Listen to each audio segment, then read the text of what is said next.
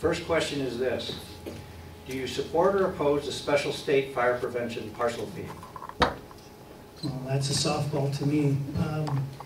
I strongly oppose the fire tax. The state is imposing a fire tax on rural homeowners, folks who live outside of city boundaries, of roughly $150 per home. It is a fire prevention fee. It does not fund a single firefighter or a single fire engine or a single air tanker or helicopter. It is just part of the shell game in Sacramento.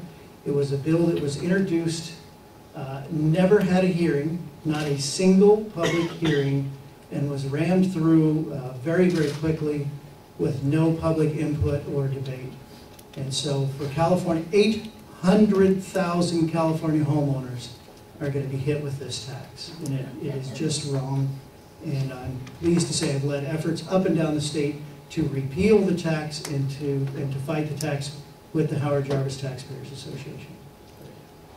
Yeah, of course this was a state tax, not a county tax. I oppose a retroactive tax, but my opponent has either failed to show what additional funding can go to state fire in place instead of this tax, and he's failed to really deal with the future. That is, why are homes being put in the way of firefighters such that we have the tragedy of Esperanza Fire, where we lost five firefighters to a structure that was outlined, should have never been there. And we need to do the planning, and that's what I've been trying to do, so that we can minimize, particularly the harm to firefighters and to residents from these terrible wildfires. We know where they go generally, and we need to start planning. And my opponent has failed to deal with that issue, and he's failed to stop the tax.